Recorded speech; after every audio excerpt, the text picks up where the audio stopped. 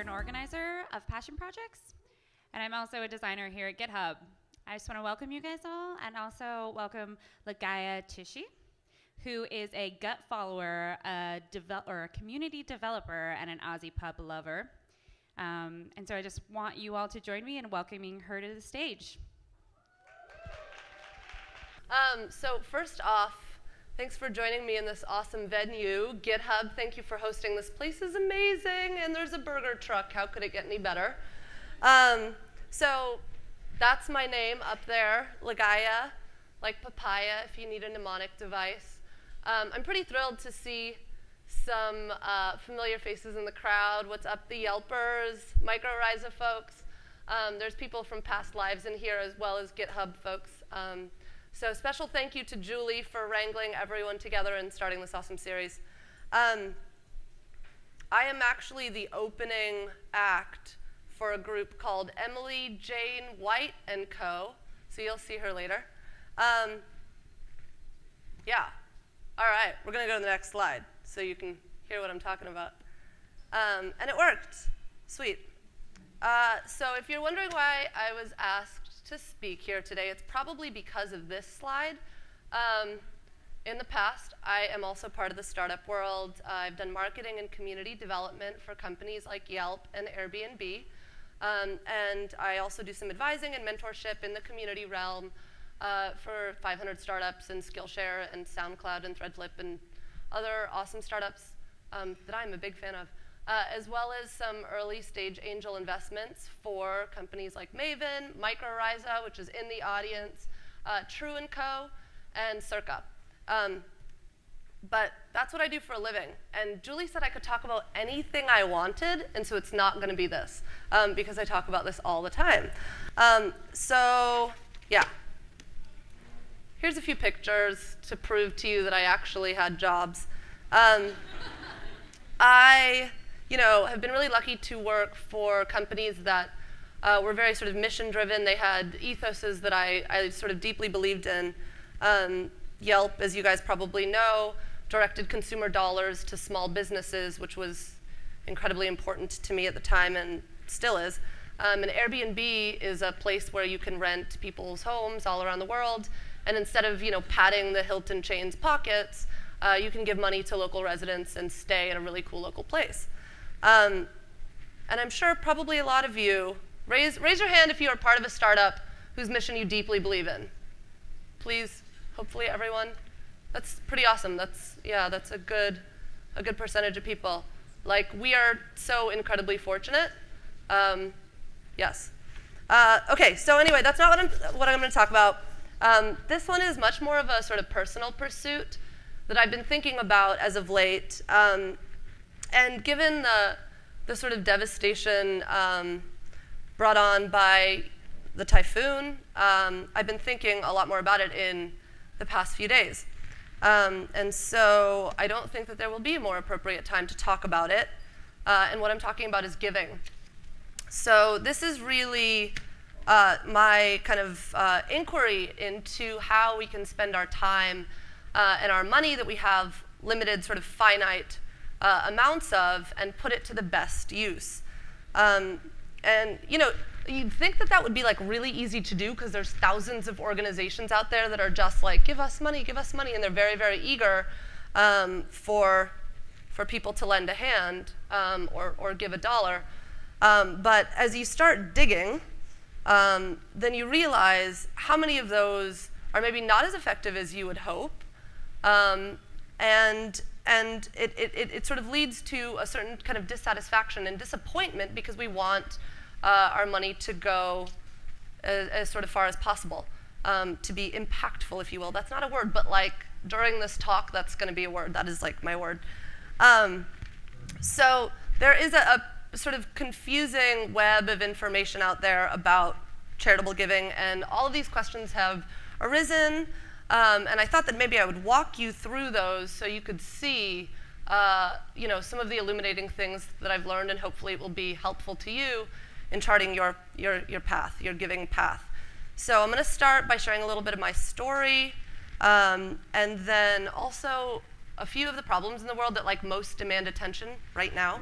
And those are not on the news every day. And then some findings about sort of poverty and the poor that totally blew my fucking mind. Can I say that here? This place looks like a club. I can say that. Okay. And then like very actionable steps to give more. And so hopefully this presentation will make us all a little bit more mindful about how and what we give and when we do it. Are you guys game for that? Is this okay? Like, because I could talk about a whole number of things, and I chose this one because I thought it would be most fun. So, relevant? Good? We're good? Okay. Here we go. Yeah. So, they say that charity starts at home, and I certainly believe it does. I mean, I've been sort of privy to a lot of friends, cultures, religions, you know, sort of like Muslim culture. They give 10% to the poor. It's a standard. I grew up in the US in this sort of like lower middle class family, and I had immigrant parents. And so, you know, they're kind of from these places in the world where they didn't have much. And so there was always this sort of like feeling of scarcity. And I think it followed them here to the US and sort of like permeated our minds when we were growing up. My first sort of images or memories of extreme poverty was when I went back to the Philippines when I was 12, and I was looking out the window in Manila, and I saw, you know, all these ramshackle homes made of tin and cardboard on the side of the road. And I remember, you know, feeling like incredibly sad, but like completely powerless as to how I could help. And I'm sure that all of us have had similar experiences at some point in our lives where we felt like sort of galvanized to want to contribute, but like we don't really know how. And so it just sits. It like just sits with us. So through college, you know, I volunteered. I delivered these Thanksgiving turkeys and worked at soup kitchens, like I'm sure many of you did. But I didn't feel like I was able to donate like significant funds. I didn't feel like I had enough personally. And so I realized at sort of different phases in my life, not giving more was really because of 3 reasons. The first was, like, I don't have any time, so I can't volunteer. Okay, well, when I had time, I was able to volunteer, but I didn't have any money, so I couldn't give money.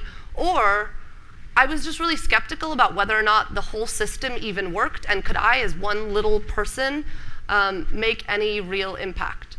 So yeah, that was a bummer.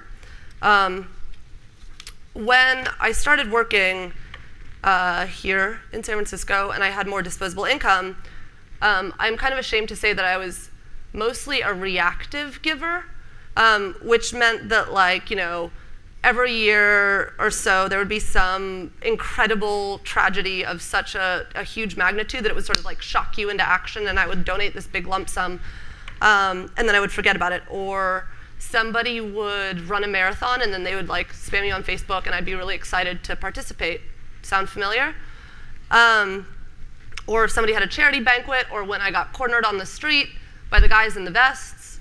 But, you know, and I think this was because we're not sort of exposed to poverty on an everyday basis besides the sort of homeless people we see on the street. And you see all these ads and you're bombarded all the time with, maybe that's not true, we can talk about that later, with these sort of like very sad looking people, these like destitute looking people, these kids with kwashiorkor bellies who look really starving, and you cannot help but sort of be desensitized every time you see one of those ads, or it just hurts so much that you like would be a total wreck all the time. And so thinking back on that, I realized that when I did donate, it was basically rewarding organizations that had the best marketing, or the most visible donor recognition programs, or the most persistent canvassers. And that is like, that's definitely not an excellent way to choose the most impactful charity. So how can we get ahead of that? How can we be more proactive is the question that I want to ask. And the feelings that I felt were like just incredible disappointment and frustration. You guys with me? All right. So around this time, I started volunteering at this homeless shelter in Oakland. And there was a little girl in kindergarten, and I would go there and we would do all these worksheets for her homework. And This was like 1 day a week, 6 hours. And I remember feeling like particularly sad that we couldn't really make any strides forward because we were just doing her homework, and this was part of an educational system that I didn't think was working, and I got sort of demotivated to help. And I thought, okay, how do we sort of balance this spending time deeply with one individual versus wanting to make a broader impact? And so I started thinking about, okay, what are the most pressing problems? Where do I go to find what are the most pressing problems? I don't even know. And then how can all of us uniquely help the people that need it the most? So this is Maslow's pyramid. Get a little deeper in the pyramid. So I went to a source that I thought, had thought about the world's needs more than I'd had, which was the United Nations. They started this fund, or no, I should say a program, in 2002 called the Millennium Development Goals, which outlined the world's most pressing problems. And so I thought if I was able to contribute to the organizations that were tackling these things, then I'd be doing my part. So what are we talking about? We're talking about eradicating extreme poverty, achieving universal primary education, promoting gender equality and empowering women, reducing child mortality, things of that nature. But what really interested me was not what these organizations deemed were the problems in the developing world. What did the developing world have to say about that? So I sort of put on this like startup hat and thought, like, if the UN was a product and the poor people were their community, like let's hear feedback about what the real issues are so we can fix those. And they actually had a survey in sub-Saharan Africa about, they could just sort of rank all of those things that the MDGs had laid out. And so the number one pressing problem was poverty. Secondly, it was hunger. Then the spread of HIV and AIDS, jobs for youth, death rate for children under 5, and so forth. You can see on the slide. Can you see the slides? Okay, cool. So this is kind of obvious. I mean, this is obvious.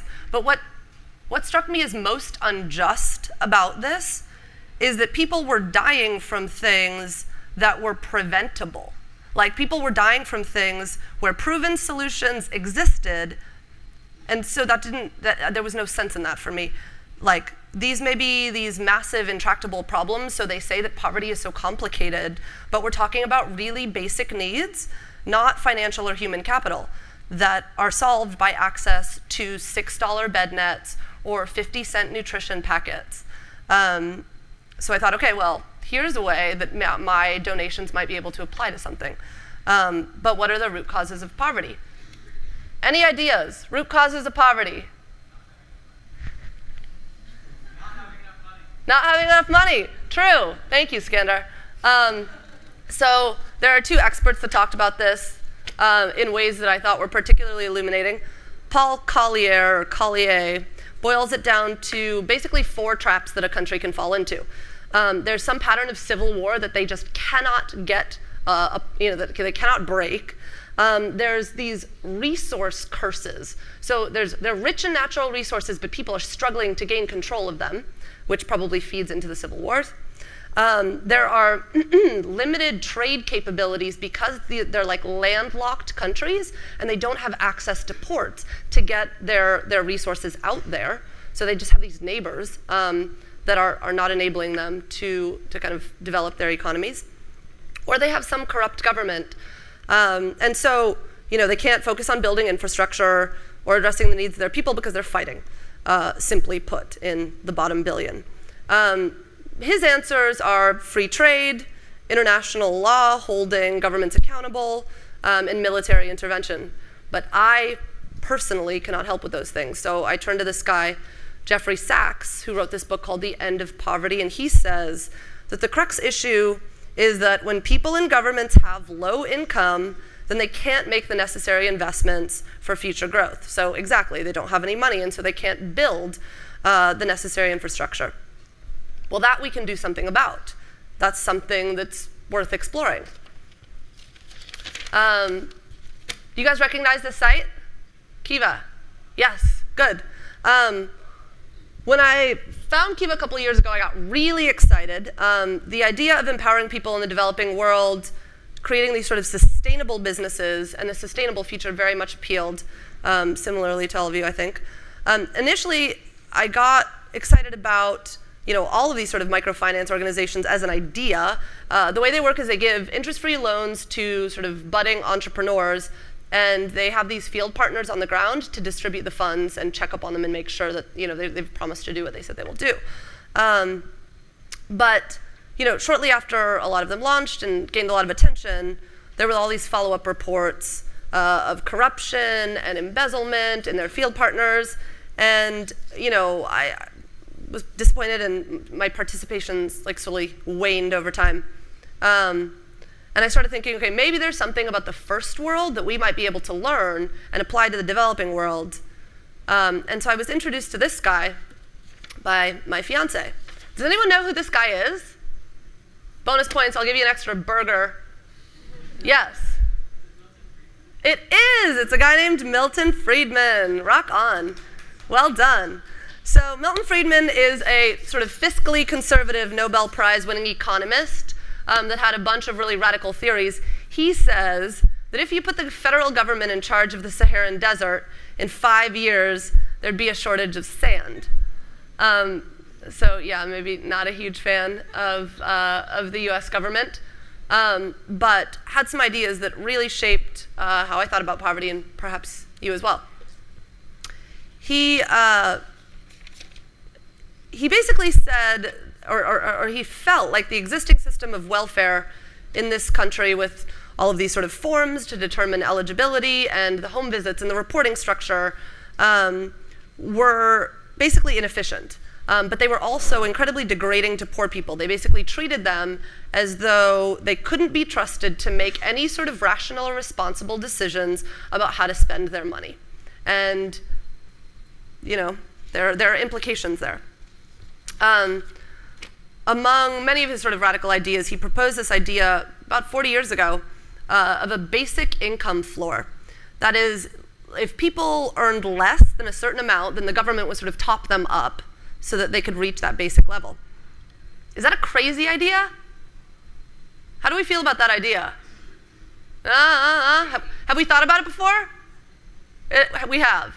Yes. OK. I see some thumbs up. That's good. OK. I mean, I think just sort of high-level view, it's pretty crazy, that the government would just give handouts to people with your hard-earned tax dollars. That seems bizarre.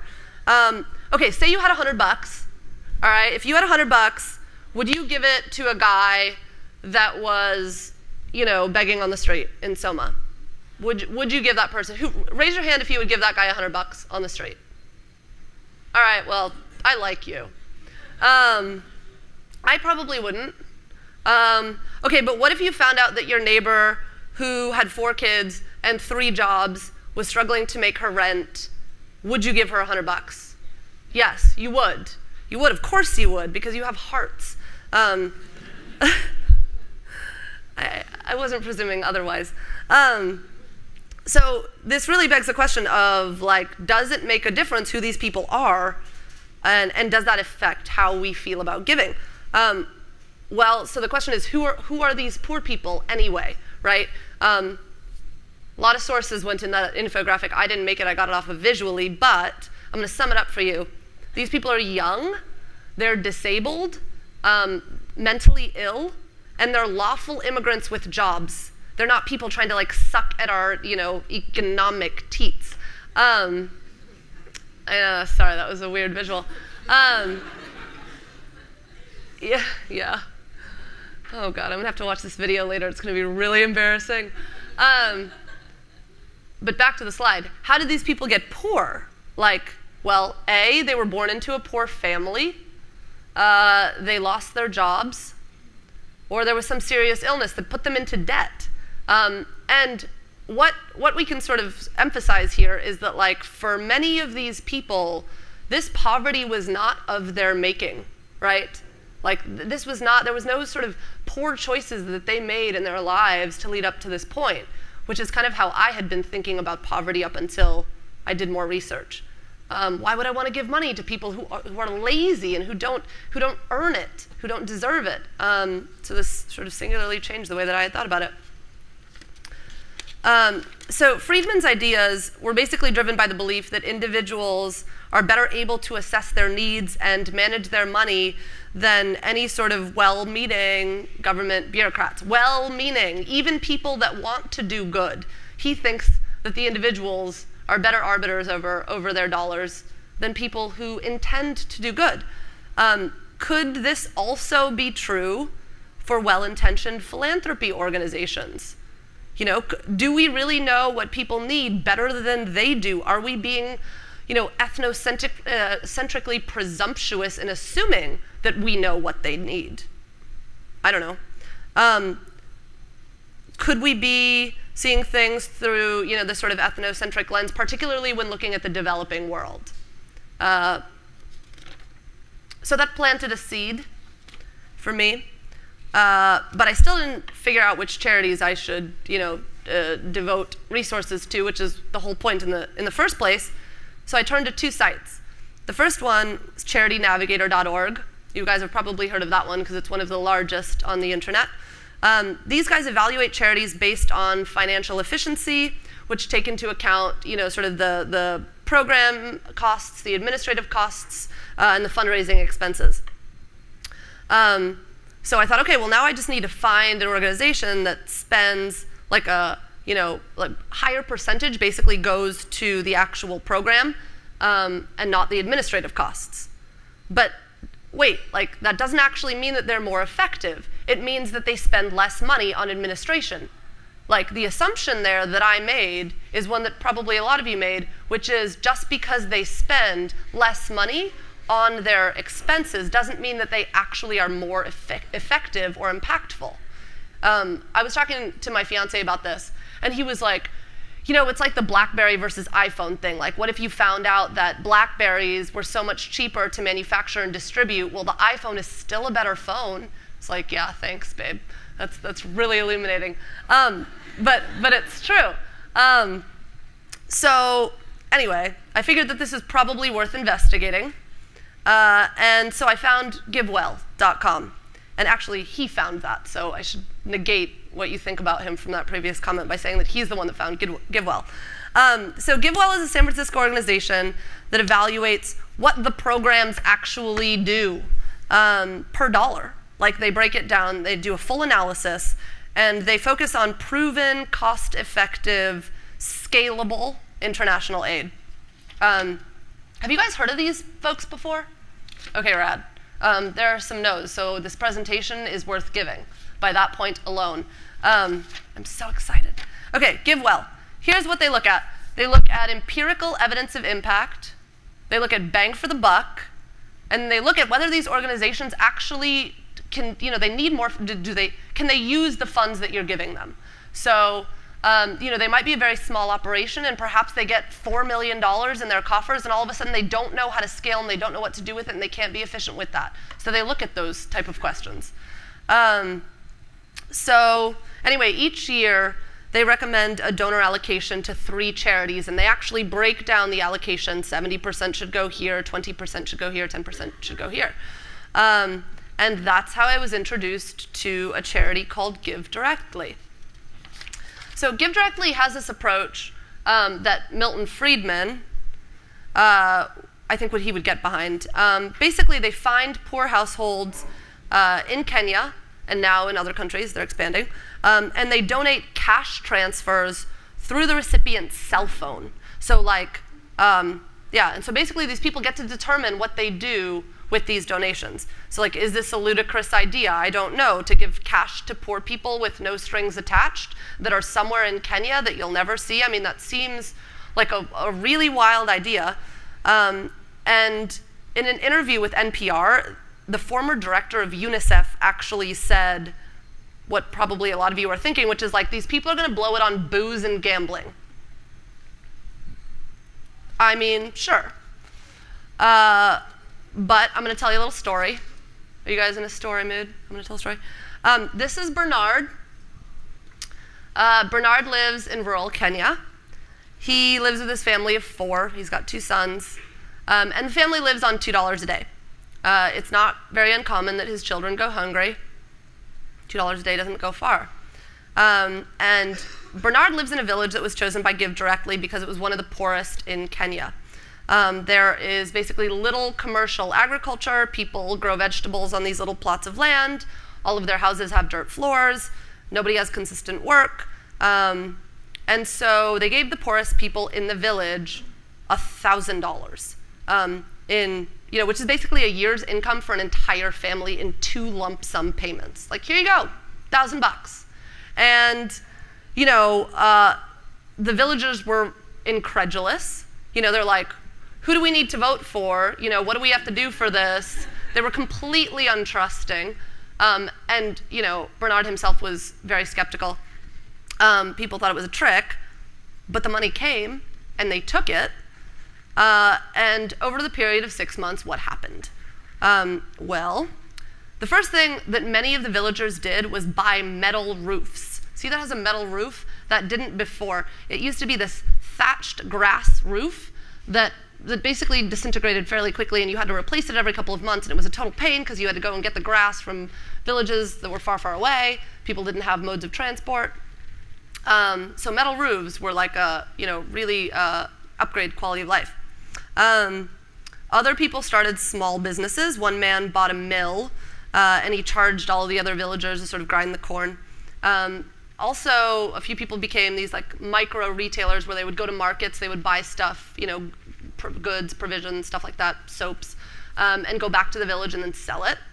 And Bernard actually bought a motorcycle. So that's a motorcycle that he bought. He shuttles people around from village to village. So he takes people from one market, he takes people to get their corn ground. And there was this sort of kind of network effect that happened. Well, I shouldn't say network effect, but there was a ripple effect where because he was able to take people from one village to another, all of the businesses in each of the villages benefited because they had such a more broad sort of consumer pool from which to draw upon. So he actually makes $6 to $9 per day on average now, which is 3 to 4 times as much as he was earning before. And he works almost every day. So this notion of the kind of like gambling, beer swilling, poor person that we might have conjured up, at least in this one case, is not true. Perhaps poor people are responsible and enterprising, but they just need a little support getting started. Obviously, there are larger issues here. There's bad infrastructure, and there's corrupt governments, and undeveloped financial systems that hold people like Bernard back. And it's not going to be solved by a sort of one-time windfall. But his kids are less hungry, and they are a great deal more empowered. So that gave me hope. And it kind of blew my mind. So if you're interested in this, actually, there are scores of other cash transfer programs to look up. Give Directly was actually inspired by one that happened by this guy named Santiago Levy in Mexico. And this was, when they were in this sort of financial recession, and he ended up giving people cash transfers under the condition that they sent their kids to school and they had regular healthcare checkups. And the results were super promising. They had control groups, and they found out that children in the program were more likely to stay in school, that their families were healthier, and that people overall ate better. And to this day, there are 6 million Mexican families that still get cash transfers to this day. Pretty awesome. So let's get to the actionable stuff. What needs attention most right now? So what is the state of the nation? We've got 46.2 million US citizens who live below the poverty line. That is less than $24,000 a year for a family of 4. Right now there's political unrest happening. Obviously, 100,000 people have died in Syria, and the fighting continues. Natural disasters, the typhoon, you guys have seen the news. Over 10,000 people are dead, and millions of people have been displaced. And so now is the time. Now is really the time. Now, I'm sure we're thinking, okay, we're part of this sort of technology industry. What we can do, we can sort of leverage at greater and greater magnitudes. How do we do that? I'm not sure. Until you have an idea that you're convinced will change the world, what do you do in the meantime? You can give. You can keep noodling on that and keep talking to your friends about that, but in the meantime, let's give. So you're not alone. There was $317 billion that went to charity in 2013.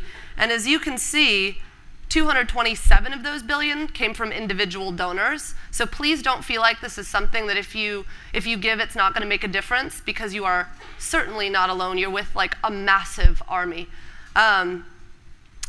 Charitable giving represents 2.2% of our GDP. That's great. And 90% of those gifts are in the form of cash. We can talk more about options in a minute.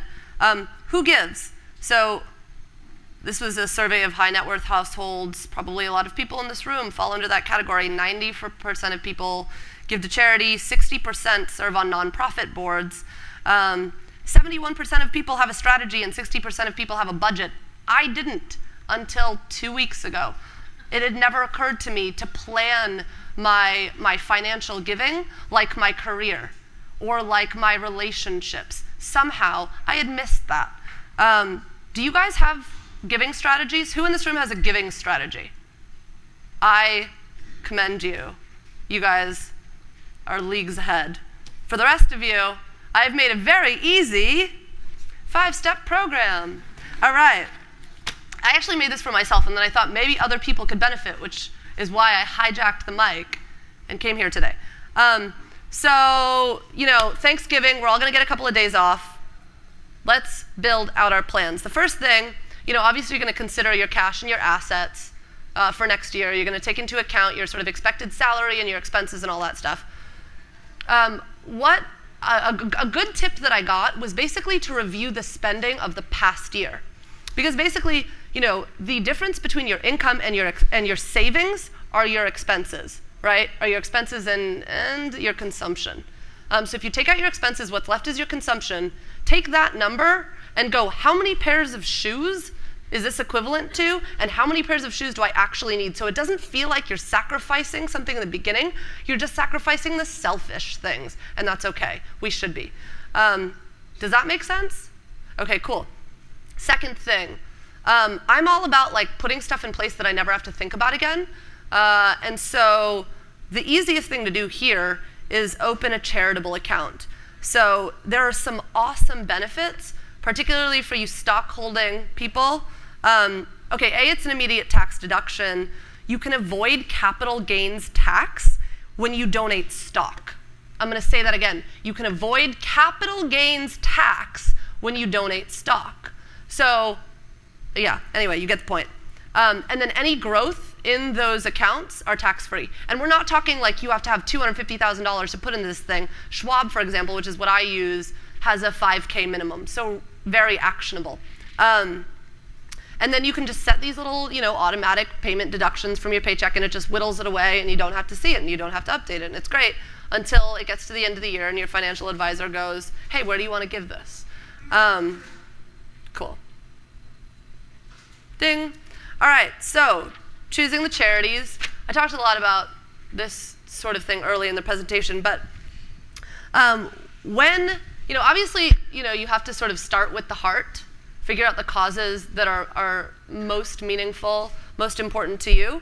But think about the implementation and not just the cause. Like, how do they actually make a difference? So it costs, around $150 to prevent a case of AIDS or HIV through contraception, but it costs, $1.5 grand to treat it for 10 years. Do you care about whether you're treating it or you're preventing it? Or do you have that $1,500, or are you going to do the $150? Choose your charity accordingly by how they implement their solutions.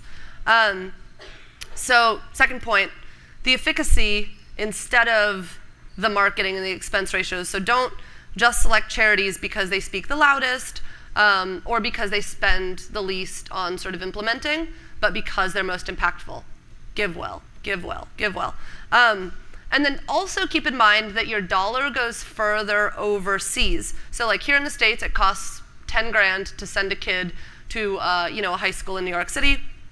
In the Philippines, for example, you can pay for someone's entire senior year with $125. So use that to our advantage. It's like, this.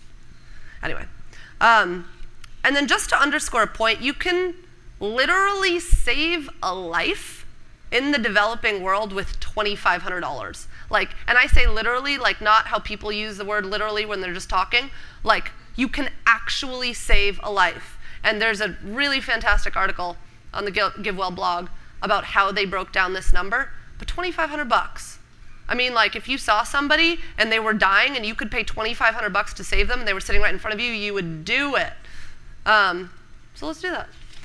Okay, cool. Then sign up for automatic regular donations once you've got this so you never have to worry about it again. So the ACLU, every charity out there has this membership program where they just deduct stuff. And what's great about that is you'll get a little email every month that says yay, you donated. And you get a little blip of love every time you get one of those emails. It's magical. It's like a present that you're giving to your future self when you do this, which is a really awesome present. Okay, engage your network. So a lot of my friends have started doing this thanks to Charity Water, and I think that this was one of those really good marketing campaigns, which is this annual birthday sort of campaign where it's like, hey, I'm turning X, please give money to something that I believe in. It's getting really popular. We can do it. It's cool. You can buy people a round of drinks if they donate to your fund, whatever. And then, I think something else that is worth mentioning is how talking about giving is sort of taboo, and you don't want to make people feel bad, or you don't want to feel bad, or you have a lot of guilt around doing it or not doing it, or and the only times that people talk about it are when they get a little badge for donating, but that's not the only time we should talk about it. So just ask your friends what charities are that they care about. And it's a really great entry point to a conversation about how we can be better, how we can be more strategic, if they have any sort of tips about how to be more effective. In fact, I did this at dinner the other night with a friend of mine. She runs this media ad company where they sell ads to different websites. And the unsold ads are donated at the end of every month to Charity Water. They just formed a partnership with Charity Water, and Charity Water is happy to do this. And so any unsold ads, it's just Charity Water up, front and center. And they've given them millions of impressions. And these would have just gone to waste. So think about if there are any sort of creative solutions that you might be able to implement and give, not just money. All right, and lastly, get your business involved. So perhaps there's a bunch of other colleagues of yours that feel passionately about the same cause. Maybe talk to your founders, see if they'll do matching donations for some particular campaign. Doesn't have to be, for its entirety, forever. But if there's a cause that you care about, see if you can get them on board. That's it. That's 5. So I'm going to leave you with a quote from Bill Gates. And I say that hesitantly because while I am not maybe the hugest fan of his products, he is a thought leader when it comes to philanthropy. And he says, I believe that every life is valuable, that we can make things better, that innovation is the key to a bright future, and that we're just getting started. Thanks, guys.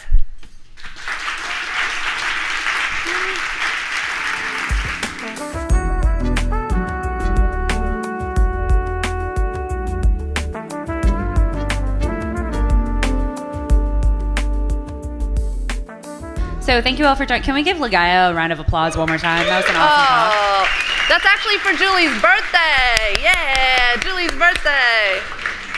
I'll take it. So my first question for you is, what was your first job ever? Oh, wow. First job ever? Ever. First job. Can I give you my first one in San Francisco because that's way more interesting? No. Oh, no, okay. that one will come next. But every job in San Francisco is interesting, if you know what I mean. So my first job ever was for $2.50 an hour. I babysat a girl across the pond from me. I grew up in Iowa, and her name was Joy. and my name means joy, so we were Joy, Joy, Joy. And yeah, so I would sit in her attic when she would go to sleep. I lived in like a hippie meditation community, and so I would have to make paneer cheese before, like after I put her to bed, and then I would sneak up into the attic where her dad had the one TV in the house, and I didn't have a TV at my house, so this was amazing. I was like 12, and I would watch like Skilo videos on MTV. That was my first job. When MTV still played music videos? Yeah. Oh, must have been nice. It was fun. So how did you stumble into tech, or how did you get your first job in San Francisco? Oh. So there was this website called Yelp, and I didn't know about it. Yeah, Yelpers, hey. I was riding a bus one day. I had moved here on a whim to San Francisco. I had come here from a random island with a backpack and no job and no money or whatever. I knew nothing about tech. I'm a total Luddite to this day. But I saw a sticker on a bus, and it said Yelp on it, and I'm like, what is this thing? And I was in that curious mode that you're in when you first move to cities. Like, everything's great. Yeah, everything's great. And I need friends, and I have no friends. This is sad. And so I like looked it up, and I'm like, Yelp, oh wow, there's so much information about places to go. This is so useful. And it kind of became my Bible for the city. And it was quite small at that point, so I recognized the same faces on the website. And I started to write. I had a boring insurance temp job at that time. So I would spend all of my time, don't tell my boss, writing Yelp reviews. And then the marketing guy at that point, this guy named Nish Nataraja, who's not here, but he should be because he's awesome, pinged me and said, hey, we have these parties for our most active writers. Like, you have reached that echelon. Come and party with us. And I was like beyond excited, right? And this is my first exposure to any sort of tech company. And this was 2004. So there wasn't a lot happening in the scene, in the consumer tech scene at that point. And so anyway, I went to this party. I met Jeremy, who was one of the founders. I also met my future fiance. But I had a boyfriend at the time, and he had a girlfriend, so that's a different story. But yeah, and I got really obsessed with Yelp, and I bugged Jeremy for like 6 months straight. Every week I'd say, Jeremy, do you have a job for me? And he's like, if you can't code, we don't have a job. If you can't code, we don't have a job. And I was so relentless that finally he buckled, and he was like, well, we need somebody to do office stuff and HR stuff and finances. Can you do that? And I was like, I'll do anything. I will scrub your floor. I don't care. I was so into it. And so he gave me a job. And, you know, after a little time doing it wasn't scrubbing the floor, though, right? It wasn't scrubbing the floor. But I did actually one day end up putting I had bought this, like, new dish soap. And I wasn't looking closely, and I put the wrong dish soap in the dishwasher, and I filled the entire office in suds. And we had this dog at the time named Darwin, and he came in to the kitchen, and he was just like knee-high and like in suds. And Jeremy's like, Ligaya, what did he do? And then I stopped doing that job, and I got a marketing job. Yeah. There's no soap involved in marketing. Yeah, but lots of foam parties. Oh. The deep, dark, secret past of Yelp. No, Maybe no, not I'm just kidding. Although I would have liked to throw one. Yeah. The night's still young. It's true, and it's your birthday. It is my birthday. Yeah, there's lots of soap. Lots of soap. We have soap around here. This is taking a weird turn. Sorry. Everything that I do happens to go this way. So that kind of answers my next question, which was, what was your aha moment with technology? I mean, you say you're a Luddite, but you've worked at a lot of technology startups. So how do you marry those two parts of your life? Okay, well, here's the thing. I mean, the technology that I fall in love with are the products that change my real life, right? I was able, through Yelp, I found all of these really amazing businesses that I didn't know existed, and I felt good about supporting those because they were these small business owners, and they got to have a chance up against, you know, the big box chain restaurants. And so, I very much believed in that. And I realized, I think for the first time, that even though I was a real-world person, I could contribute in a way that could impact other people's lives, their everyday lives, and that's valid. You don't have to be the ones to just create. You can be the ones to champion. And that was meaningful for me because I'd never before recognized how I could play a part. The internet does this cool thing where it gives all of us a voice. Yeah. And independent of how big the checks we write are. And Certainly. It's pretty awesome. Yeah. Yeah, well, yes. Yes. Agreed. Short answer, yes. Oh, God, what have I done? Okay. So what qualities do you look for in the people you work with, or the people you want to work with?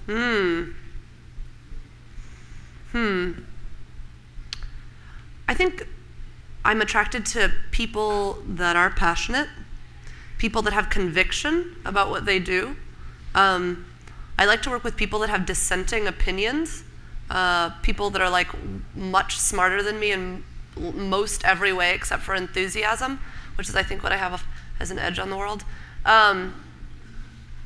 And you know, I've been pretty lucky to have a great deal of sort of trust and faith in the founders of these companies. And it's because I feel like they have really great intentions. Yeah. Does that answer your question? Absolutely. Okay. You're doing really well. Thanks, I passed. So what's your ideal, besides the people that you work with, what do you look for in a company? Like, what's the ideal working environment for you? Oh, environment.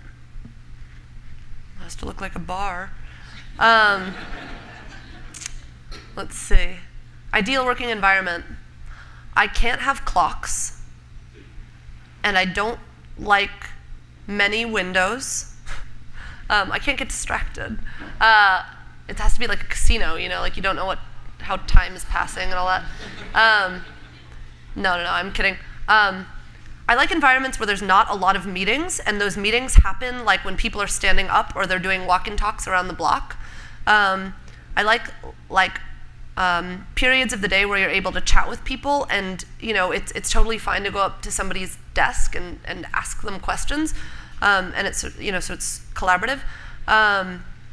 But I also like days where where there's sort of set times where people don't say anything and you just get to focus. And it was like mind-blowing to me that when I started working at startups, there were like dogs in the office and ping pong tables and kegerators, and it felt so much more like a frat house than an office environment that I had worked in previously. And what I liked about that was that there wasn't this sort of marked hierarchy that in some ways there was very much this sort of democratization of, or like almost like a meritocracy of ideas. And there, in many of the places I've worked, the ideas that we've implemented, whether it has to do with product features or marketing, were suggested by people that weren't necessarily within that domain, and that's great. That people should be able to stretch their minds in different ways, and that we should welcome that. And yeah, that's probably the core. Sounds like a cool place to me. Yeah, I don't know. I just have to start a company now. How important is having a mentor to you? Wow. I've been thinking a lot about that in terms of sort of like at-risk communities and the lack of positive role models. If you don't have positive role models, you don't really know what's possible and what to strive for. And I certainly didn't either in certain ways. I've had a lot of mentors on my path, both personally and professionally, and they've been women who have basically taught me how to act and really shaped my ideas of my world views. And the cool thing about being a mentor is you don't have to be that knowledgeable. You just have to be more knowledgeable than one person, and you just have to find that one person. Like, you don't have to be somebody that's done life-changing things. Like, it doesn't matter as long as you're able to extract the lessons that you've learned and articulate them to somebody else. And the cool thing about mentoring is, like, you learn so much more as a mentor. Hopefully the other person learns as much as you do. But I feel like oftentimes I've gotten more out of it. Yeah. So do you mentor anyone currently? I do. So I mentor a bunch of sort of community marketing folks in different startups, both sort of officially and informally. I'm also part of this program called Tech Women, which was started by Hillary Clinton when she was the Secretary of State a couple years back. And what they do is they bridge all of these emerging markets, so women in sub-Saharan Africa and the Middle East, and connect them to people that are in technology here in the Bay Area. And we are recruiting actively for next year, and all of the women in this room, I am looking at you. And we're not talking about technology like consumer technology. It could be anything. It could be semiconductor technology. It could be hardware stuff. It could be renewable energy technology. And I value that so much because I'm talking to people where they're sort of lacking basic infrastructure stuff, and my view on the world and what I think are real problems have shifted dramatically through their influence. So yeah, it's a great program. What were a few of the biggest changes you saw with these companies as they grew?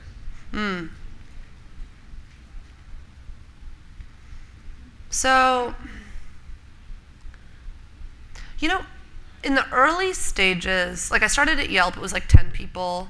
At Airbnb it was 12-ish, something like that. And like the passion index is high when companies are young because they can't pay anybody, market salaries. So the people that want to work there are people that like love these products. And so there's just this incredible excitement and this sort of energy in these offices. And as the company scales, and there's more sort of like pressure to prove the product and grow, then you need sort of like operations people, and a sort of hierarchy emerges. And operations people are really obviously good at executing and incredibly smart, but they don't necessarily, at this point, you're past your Series C, like maybe your Series B or something like that. You can afford salaries, and so they're not necessarily doing it because they love your company so much. They're doing it because it's a great career opportunity, or they like the product and they see some long-term potential. And then the company keeps scaling, and you need workhorses. You need people to do jobs, and so you fill those roles, and you're growing very quickly, and so you hire people that are really good at fulfilling one particular function. They may not necessarily be the sort of crazy creative people that you have at the beginning that like wearing multiple hats. And what happens is that there's this sort of like your role changes. Before it was really creative and it's kind of chaotic, and some people really like that. And as the company gets larger, your role gets more and more structured, and it gets narrower. And some people like that because they like to focus, and other people go like, hey, wait, this isn't what I signed up for. And there's this attrition, right? There's just like new classes of people that come in, and some people drop out. And as an early person, it sucks when the people that you love so much leave, because they're what sort of galvanized you every day to be there, because you were building something together. But this is a natural course of things. And I think, me personally, I figured out that I'm like very much an early stage person. When the company gets big, it's great, but I don't know what to do in those kind of environments. I don't want to be a middle manager. I like the chaos a little bit. I like building foundations. I like the unknowns, and I like to experiment. And you don't get to do that. The company becomes much less risk averse in some ways. Anyway, yeah. Well, you kind of answered my next question, which was how did your role at those companies change as the company grew? So, once I started doing community at Yelp, community and marketing were sort of synonymous at Yelp. We did a lot of offline stuff, a lot of online engagement, but basically we were evangelists for this company, and it was our jobs to grow these communities in all these different markets. And so Yelp would dispatch me, and I started a couple different markets for them, and I loved my job. But interacting with community members requires an incredible amount of sort of energy and enthusiasm and resilience, because not all the time is it fun. Sometimes it's like you're dealing with the shit too, why people are unhappy, and why did you change this feature, and this sucks, and you want to advocate for these people. I mean, this is your job to sort of represent them and kind of help give the company feedback on where the users think it could go. But it's taxing and it's emotional because these people are your friends and you're very close to them. And I think what happened to me over time is like, I didn't have the fight in me anymore, And so when I got to Airbnb, we were at this sort of growth phase. And I started out doing community stuff, and then we scaled incredibly rapidly. I mean, we opened like 7 offices in a period of 4 months, and so what started out as just me became like 25 people within 8 months or something like that. And so I was hiring people in all of these countries that I did not speak the language. I did not know where to recruit people from.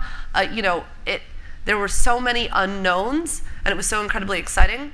But it's one of those things where it's just like you get thrown in the water and you have to figure it out. And yeah, you sink or you float. Would you say you sank or did you float? I would ask my team. Oh, that's a really good. Yeah. Amazing. I don't know. I mean, I think they're awesome, and most of them are still there even after I left. So I think that I built something that's sustainable, and I'm really happy with that. That's an awesome thing to be proud of. Yeah, they're great people. So now you are an advisor for a couple wonderful companies, and you're also an investor. Do you want to talk a little bit about your transition from being an employee at a startup to investing and advising companies? Not really. How did that happen? So like, oh, do I want to tell you guys? I guess I will. I'm writing a manual right now on community development for startups. And I hate to say that out loud because then I actually have to write it. This is recorded, by the way. Yeah, I know. That's why I'm like cringing. But so I'm writing this manual, and in order to make this manual as useful to community people and marketing people as possible, I wanted to get exposure to lots of different companies, not just this sort of like small data set of companies that I had personally been a part of. Like, are these universal principles, can they apply? And so I started doing this advising thing. That's actually how I got involved. And in talking to all these startups, I got really enthusiastic about what they were doing, or some of them. And I said, well, how can I help you? And they're like, well, we really need money. And I was kind of like, well, I am really maybe not the person that knows how to do that. But I had been toying with the idea of going to business school, and I thought, well, if I'm going to spend all this money on business school, why don't I just take that and put it into companies that I believed in, give back to the ecosystem, maybe get some returns out of it, and learn a whole bunch in the process. And so I started going to all of these angel investing seminars, through 37 angels and pipeline fellowships, and then seeing all the, super angels talk about this stuff. And I went through this sort of like period of learning that was kind of like my own, patchwork MBA. And then I started investing, and I was pretty pretty aggressive. I hadn't seen my first term sheet until like 8 months ago. And since then, I've invested in 6 companies, one of which is in this room. And I'm incredibly proud to be on their team. They're called MicroRiza, and they are an investment platform, basically like a Kickstarter for scientific research. So yeah. And there's other ones. I told you guys before, but I don't really know what I'm doing, but I'm figuring it out. I just want people telling me what to do. So, feminism is a word that's been thrown around in social media quite a lot lately. And my theory is that it means something different to everyone, especially relative to their experience. In your experience, like, what does the F word mean to you? The F word, feminism. Huh.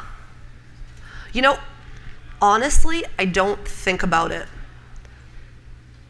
I notice that some people treat me differently. Maybe it's because I'm a woman. I actually see women treat me more differently when I talk in certain ways or dress in certain ways. I prefer to just do what we are all doing as best as we possibly can, and it doesn't really enter in my mind unless somebody points it out. So I don't want to butcher like Sheryl Sandberg's whole lean in thing or say something wrong, but like I don't, is it really? Yeah, anyway. So you do your job, and that's the most important thing. We should all do our jobs. We should all absolutely. Dogs have jobs. Good segue. Good segue. It's pretty excellent. I love puppies. But no, seriously. Okay. Seriously, I just do well, and people will stop saying that we aren't doing well. Yeah, absolutely. Absolutely. Is that a myopic view? Women in the audience, it is myopic? Please tell me how to think about this in a more evolved way. Okay. Oh, yeah. So, do you have any advice for anyone working in a male-dominated industry? What would your advice be to like a younger version of you?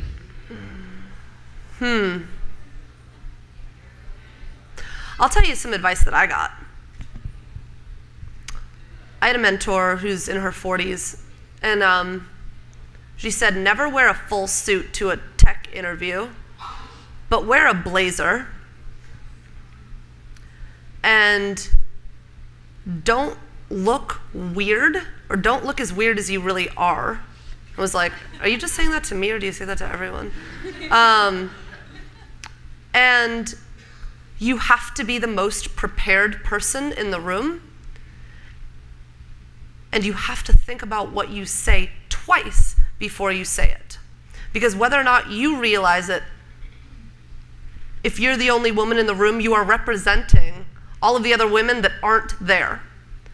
And, you know, I've thought about that a lot. That's amazing advice. So my last question for you, we'll take a few from the audience, is what's next for Ligaya? What's next for you? So I got to write this manual now. Right. And yeah, it's coming along. I have another passion, and that passion is actually childbirth in developing countries. And actually what I was going to talk to you guys about before the typhoon was birth and how to make it your own and how women shouldn't be scared of it. And how it can be like incredibly moving and beautiful, and only half of the world gets to do it. And so I think I'm a certified doula, which means that I can coach women through the birthing process. And so I'm stopping doing tech probably next year, and I'm considering going to nursing school. But if not, I'm going to be delivering a lot of babies with a lot of midwives. So that's what I'm going to be doing. So, yeah, I mean, go feminism. I don't know. Amazing. Is Jake Boxer around?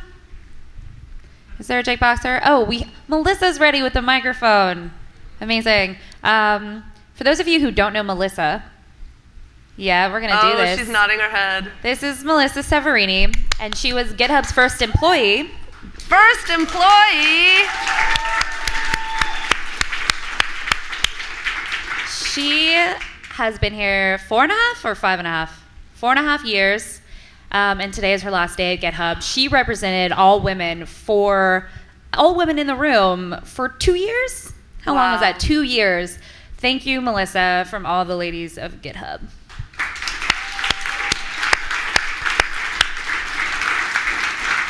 And now she's moving on to being my microphone woman.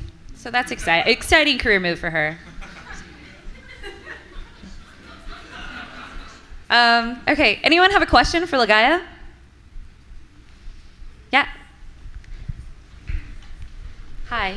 Yeah, she's bringing a microphone for you. Oh. Sorry. I can scream real loud. Do it. Do it. So you spoke a lot to your passion and your enthusiasm to giving and helping. Oh, okay. Sorry, guys. Should I start over? Yeah. So you spoke a lot to your passion and enthusiasm for giving and helping people and how it all kind of starts there. Sure. What is your almost approach or passion or enthusiasm or advice to people that have grown up in an extremely poor environment but without help of other people gain monetary success? And they're so afraid and they're so almost phobic of giving money because they don't ever want to be in that position again. I think I can certainly relate to that. My mother is from the developing world. She comes from a really, really poor village. And so, I think that she had this sort of feeling of scarcity too. like there would never be enough, and no matter how much she had, this was so entrenched in sort of the way that she thought about the world that, you know, she wasn't really able to get past the monetary hurdle. But there are ways that you can help, and they don't have to just be money.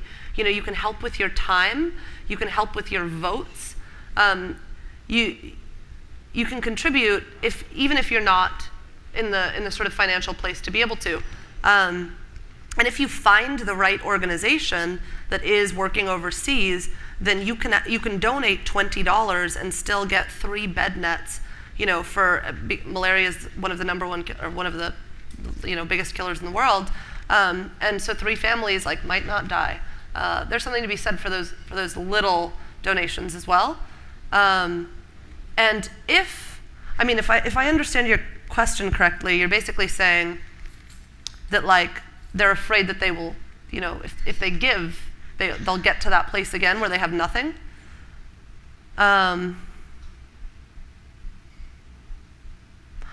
I think that if they were able to work themselves up from that place of nothing, they have the gumption and the smarts to do it again. And it's like almost a matter of believing in yourself and knowing that like if you hit rock bottom, you can pull yourself out of it.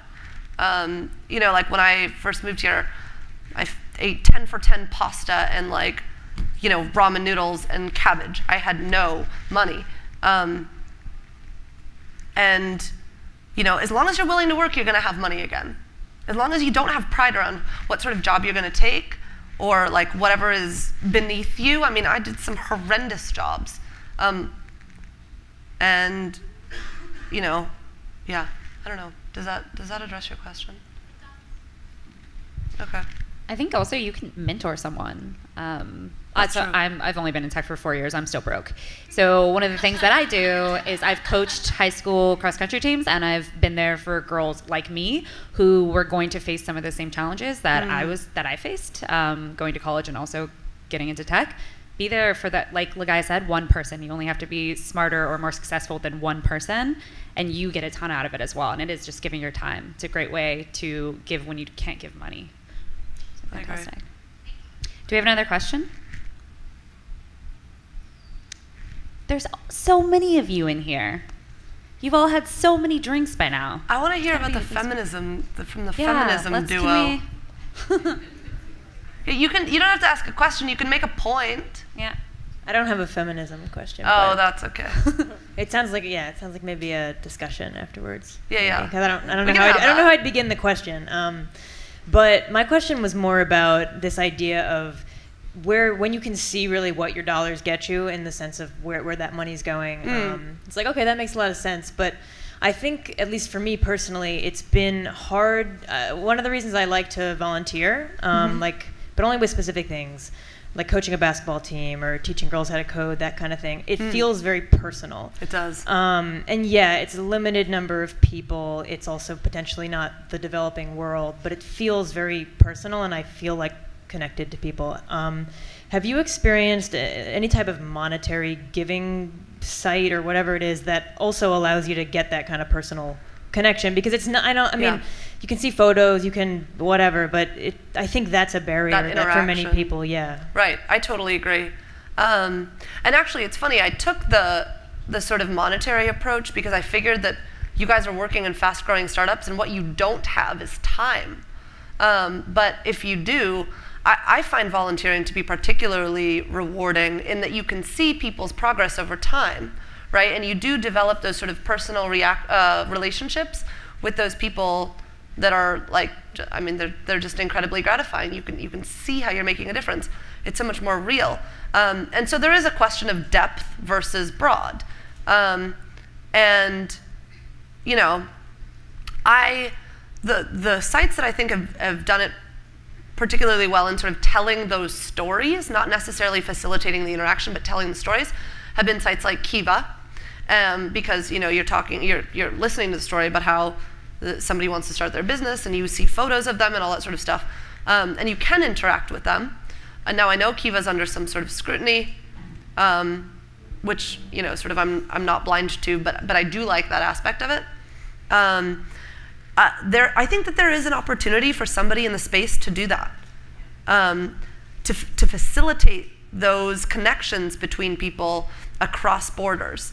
And I'm not sure what form that would take or what that sort of like crux interaction would look like, but something that I've been passionate about for a long time and just haven't found the right person to build it with me is this mentorship platform. So it's basically where people anywhere in the world can put up their interests and then find people, almost like a Clarity FM for kids. So find people who have those same interests. You would connect to them. They could either do a text message exchange, a phone call through Skype, or some sort of email exchange. And they would get to ask questions in a finite period of time. Do I think that there's potential? Absolutely. Like I said, somebody like needs to build it. Yeah. Have I heard of what's it was? Level League. No. The founder, the CTO, was actually one of our first Passion Project speaker, and it's similar to like a mentorship platform. What? Yeah. Awesome. Yeah. So they're building. What is it called? Levo League. Oh, Levo League. Oh, yes. I have heard of this, although I didn't realize that's what it was. Thank you. That's awesome. Yeah, it's pretty great. I mean, it has a long way to go, and especially as far as like reaching people in the developing world. Because have you guys used it? I have, yeah. Oh, yeah. Awesome. It's really cool. Like Sheryl Sandberg and a few other like. So for me, a really big part of mentorship is being able to connect with that person as far as like where they come from, like race-wise, and also like, is it a woman? Like those things are really important to me personally. And so they do a really great job of matching you up based on your interests. And so they match you. Yeah, it's like a data thing. It's like it's sort of like an OkCupid, but for mentors, which I think is fantastic. Wow, this totally answers your question. Thanks, guys. Boom, done. Solving problems. Nicely done. Cool. Any more questions for Ligaya? We have okay.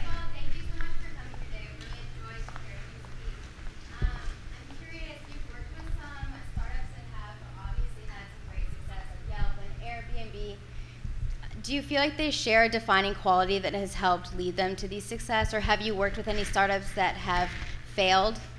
And is there a clear difference between them? It's a good question. It's so hard to generalize. I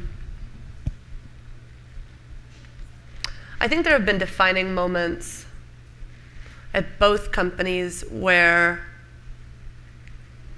you know, Yelp and Airbnb, where it was either like make it or break it. And without going too deep into what those things were, I would say that so much about it is when to put the fuel on the fire for growth and when to keep iterating on the product. So in the beginning, a lot of startups that I see try and just go to market with a bang, and they spend tons of money on SEM or ads or whatever before their product has really demonstrated that there is a good product market fit. And they blow through a lot of money and they crash. And so identifying what those the sort of like an inflection point, I guess, of when you are ready to hit that rapid growth stage and give it your all. And at Airbnb, there was a lot of sort of discussion around whether or not like it was the right time to try and open 9, 7, whatever it was, international offices within such a short period of time. Do we put our stake in the ground or do we not? And that's going to be incredibly expensive. And think about the operational overhead. And everyone went back and forth. Is this something that's going to work, or are we terrified that we're going to blow hundreds of millions of dollars? Or because the competitive landscape is getting so sort of hot and scary that we just need to expand our territory? Those are the type of questions that are hard questions to ask, and you can't really predict the answers to. Even amongst the board, even amongst like the sort of smartest people in the room that had built the biggest companies in tech, they couldn't agree. So, yeah, I don't know. I don't know. Totally. I myself am working for a tech startup right now called Worldwide Women. We're building a global database and directory of resources and services available to women around the world. In retrospect, being part of these startups, like, is there something that you wish that you, or if you could go back in time and make a different decision that you feel would be defining towards the success of the future, is there something that comes to mind? About? Like, just like if, in regards to like being a startup and this forward growth and expanding, have you been involved with companies that you feel like made a wrong choice or you would have done differently? Any regrets, I guess? No, Any not regrets? Not regrets. Just like, I don't know, like a different perspective. Let me think about that. Any defining decisions that went awry?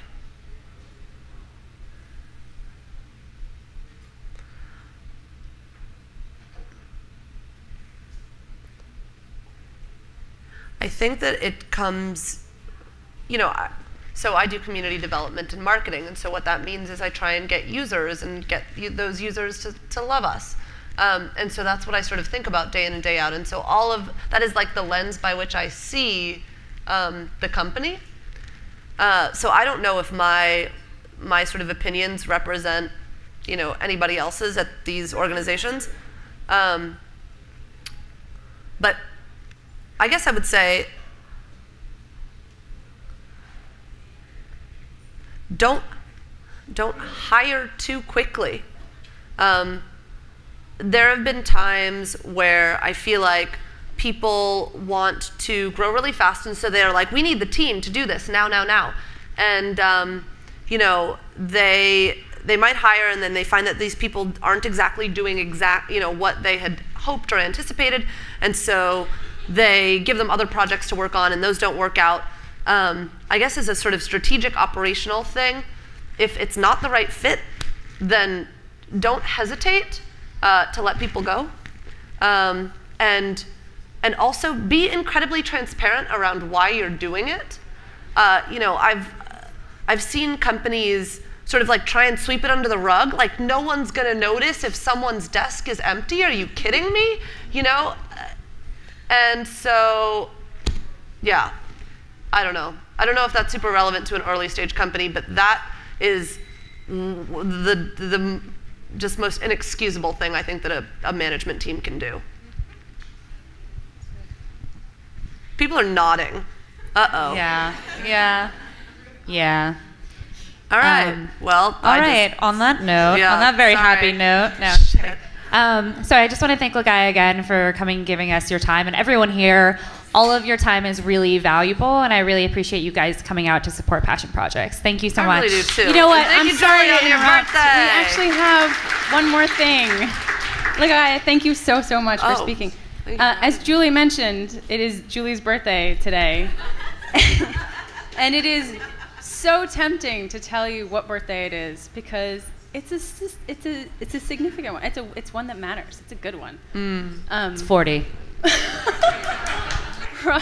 Probably it's not 40. But I'm hoping you will join me in singing her happy birthday. Lock the door so they can't get out. I'm never leaving. Are you ready? 1, 2, 3. Happy birthday.